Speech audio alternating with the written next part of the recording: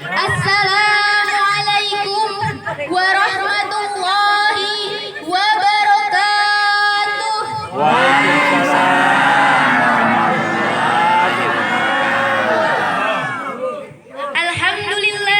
Alhamdulillahi rabbil alamin wa bihi nasta'in wa ala umuri dunya waddin wassalatu wassalamu ala asrafil anbiya'i wal mursalin wa ala alihi wa sahbihi ajma'in, amma ba'd. Pertama-tama dan yang paling utama, marilah kita panjatkan puji syukur atas kehadiran Allah Subhanahu wa taala yang telah memberikan beribu-ribu macam kenikmatan, berjuta-juta macam nikmat, di antaranya nikmat iman dan Islam serta nikmat sehat walafiat, sehingga kita semua dapat berkumpul di tempat yang mulia ini.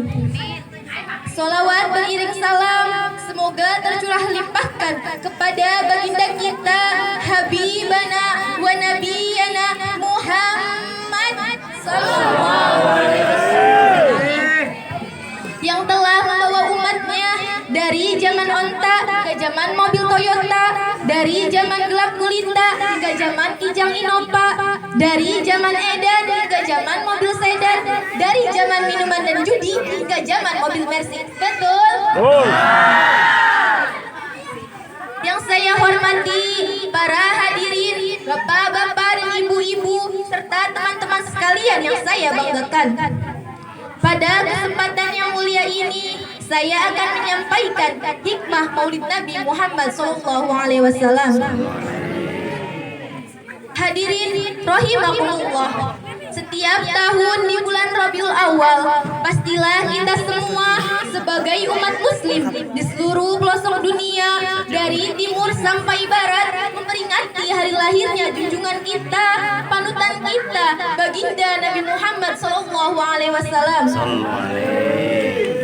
Karena di bulan itulah beliau dilahirkan ke muka bumi ini untuk menyelamatkan seluruh umatnya dari zaman jahiliyah menuju ke zaman yang penuh dengan ilmu pengetahuan ilmiah, dari zaman yang penuh dengan kekerasan hingga ke zaman yang penuh dengan kedamaian.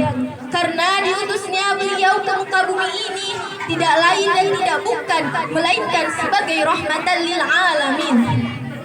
Sebagaimana dalam firman Allah Subhanahu wa taala dalam Quran surat Al-Anbiya ayat 107. Bismillahirrahmanirrahim. Wa ma arsalnaka illa rahmatan lil alamin. Yang artinya sesungguh dan tiadalah kami mengutus engkau ya Muhammad melainkan untuk menjadi rahmat bagi semesta alam.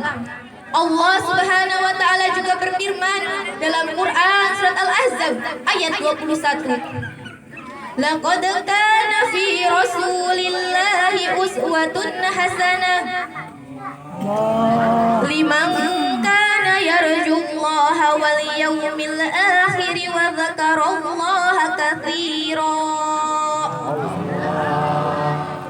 Sesungguhnya telah ada pada diri Rasulullah itu suri tauladan yang baik bagimu, yaitu bagi orang-orang yang mengharapkan rahmat Allah dan kedatangan hari kiamat, serta mereka yang berbanyak menyebut nama Allah Subhanahu wa taala. Jamaah, oh jamaah, kemajuan teknologi, kemakmuran, kekayaan tak akan membuat suatu bangsa atau negara menjadi tetap jaya. Sejarah membuktikan bahwa kerajaan Romawi yang jaya dan agung yang memiliki peradaban tinggi telah mudah digulingkan, dihancurkan oleh kaum Indo-Jerman yang masih di bawah standar kemajuan. Kaum Abbasiyah yang memiliki peradaban tinggi dan kekayaan yang berlimpah telah mudah diporak-porandakan oleh bangsa Mongol yang tak kenal tamadun dan peradaban. Memang kenyataannya kehancuran suatu bangsa atau negara karena kehancuran akhlaknya dan hilangnya budi pekerti. Betul? Lalu bagaimana dengan negara kita, negara Republik Indonesia ini? Kita tak perlu cemas kita memiliki modal, yakni semangat dan harapan. Agama Islam dan Nabi Muhammad SAW sebagai pembawa risalahnya memberikan, menanamkan, membangun suatu konsep dengan sebuah hadis yang sangat terkenal. Innama bu'istu liutammima makarimal akhlaq. Sesungguhnya Nabi Muhammad SAW diutus untuk menyempurnakan keluhuran budi pekerti. Hadirin rahimakumullah, nyatalah di sini bahwa dasar pokok ajaran Islam ialah keluhuran budi pekerti. Tak ada agama bagi orang yang tak berakhlak dan tak ada akhlak bagi orang yang tak beragama. Betul atau betul?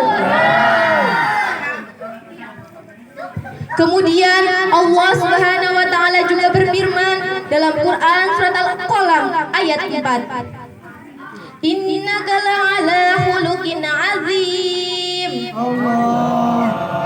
Dan sesungguhnya Nabi Muhammad SAW benar-benar memiliki keluhuran budi pekerti. Sewaktu Sayyidatu Aisyah radhiyallahu anhu ditanya oleh seorang sahabat tentang perilaku Nabi Muhammad SAW, ia menjawab, "Kana khaliqah Quran." Jelaslah bahwa Al-Quran adalah gudang dan sumber akhlak budi pekerti. Tujuan penting dalam Al-Quran adalah menanamkan akhlak budi pekerti sehingga setiap diri dapat berbuat kebaikan dan mencegah perbuatan mungkar sesuai dengan akhlak Rasulullah SAW, ialah akhlak Al-Quran. Oleh karena itu, para hadirin, bapak-bapak, ibu-ibu semua yang ada di sini, marilah kita persiapkan generasi bangsa Indonesia yang pandai, pintar, cerdas, takwa, kreatif, dan tidak lupa memiliki akhlak budi pekerti yang baik, agar mereka semua berbakti, berguna, dan bermanfaat bagi nusa, bangsa, dan agama. Amin Allahumma amin.